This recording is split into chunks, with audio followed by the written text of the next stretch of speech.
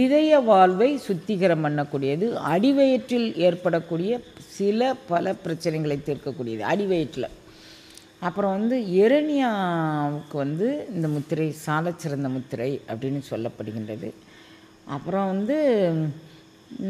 இந்த முத்திரை தியான அனுபவத்திற்கு மிகுந்த முத்திரை, அது ரொம்ப சிறந்தது. பூதங்கள் எல்லாத்தையும் நம்ம பிணைச்சிக்கிறதுனால நீர்பூதம், அப்புறம் நிலபூதம், ஆகாயபூதம் பிணைச்சிக்கிட்டு இருக்கிறதுனால இவைகளினுடைய தொந்தரவுகள் எல்லாமே சுருக்கப்படுகின்றது. வாயு பூதமும் நெருப்பு பூதமும் பரவெளியை நோக்கி போவதனால இவைகள் நம் உடம்பில் காஸ்மிக் எனர்ஜி அப்படின்னு சொல்லக்கூடிய பிரபஞ்ச சக்தியை நம்ம உடம்புக்குள்ளே இழுத்துட்டு வரக்கூடியது. திருவாசக தீக்கை. திருவாசக தீக்கை என்பது திருவாசகத்தின் 4 நெடும்பாடல்கள், அதாவது சிவபுராணம், கீர்த்தி திருஅகவல், திரு அண்டப்பகுதி மற்றும் போற்றி திருஅகவல் ஆகியவற்றை ஓதி திரு அண்டப்பகுதியினை 108 முறை ஓதி கும்ப ஜபம் செய்து அக்கும்ப நீரினால் தீக்கை பெறுபவர்களை நீராட்டுவது. இதன் மூலம் திரு அண்டப்பகுதியின் மந்திர உருச்சொற்களால் முயற்சியும் நம்பிக்கையும் இடையறா அன்பும் உடைய அன்பர்கள் திருவாசகத்தின் சிறப்பினை அனுபவப் பொருளாக உயிர்த்து உணர்வார்கள். போதி முத்திரை அப்படின்னு ஒரு முத்திரை, எப்போவுமே இந்த கையமைப்பு இது மாதிரி ஒரு முக்கோண வடிவத்தில், நீள் முக்கோண வடிவத்தில் இது மாதிரி வைக்கிறதே தொண்டை சக்கரத்துக்கு மேலே செயல்படக்கூடியதில் சாலச்சிறந்த பங்களிப்பு வகிக்கிறது. அதனால் நம்ம தியான அனுபவத்திற்கு இது மிகுந்த ஒரு வழிகாட்டுதலாக அமைகிறது. புலன்கள் பொறிகளை எதுக்கு கூர்மைப்படுத்தணும், எதுக்கு தட்டைப்படுத்தணும் அப்படின்னு 2 விதம் இருக்குது. அறிவு வளர்ச்சி, அறிவு சார்ந்த பிரச்சனைக்கு கூர்மைப்படுத்தணும், மன்னிக்கிற தன்மைக்கு அதை சமனப்படுத்தணும். இது 2லுமே இந்த முத்திரை சாலச் சிறந்ததாக விளங்குகின்றது. அப்போ இந்த முத்திரையை நாம் எப்படி செய்யணும் அப்படின்னு கேட்டிங்கன்னா, அங்கே பாருங்கள், எல்லா விரல்களையும் இணைத்து கொள்ள வேண்டும். இவ்வளவே தான் முத்திரை, மிகச்சிறந்த முத்திரை. இதை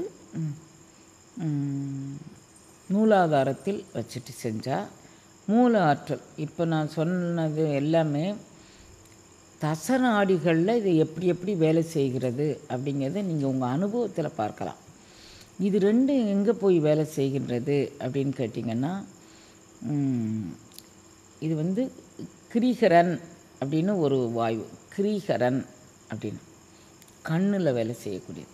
அங்கே போய் இது தாக்கத்தை ஏற்படுத்தி அப்புறம் நெற்றி மண்டலத்துக்கு இப்படி வச்சுக்கிட்டு செஞ்சோன்னு வச்சுக்கோங்க, இது கண்ணில் தாக்கத்தை ஏற்படுத்தி அப்புறம் இப்படி செய்கிறோன்னு வச்சுக்கோங்க, நெற்றி மண்டலத்தில் தாக்கத்தை ஏற்படுத்தி இப்படி செய்கிறோன்னு வச்சுக்கோங்க, அப்புறம் இந்த கண்ணில் பாயும் ஒளியை இங்கேயே நிலைநிறுத்தி அதுக்கப்புறம் இங்கே அதுக்கு பிறகு இங்கே இத்தனை இடத்துல இந்த முத்திரைகள் வேலை செய்கின்றது. நம்மளுடைய சங்கினி நாடி நரம்பு உச்சந்தலையை தாண்டி நமக்கு போகக்கூடியதில் மிகுந்த பங்களிப்பு வகிக்கின்றது. அப்புறம் ஒவ்வொரு நாடி நரம்புகளுக்கும் எது எங்கே போகும் அப்படிங்கக்கூடியதை வரும் வகுப்புகளில் நம்ம விரிவாக இதை பார்க்கலாம். இப்போதைக்கு இது உத்திரபதி முத்திரை நமக்கு என்ன செய்யுது அப்படிங்கிறது, மன ஒருமைப்பாடு தரக்கூடியது, இதய வாழ்வை சுத்திகரம் பண்ணக்கூடியது, அடிவயிற்றில் ஏற்படக்கூடிய பல பிரச்சனைகளை தீர்க்கக்கூடியது அடிவயிற்றில்.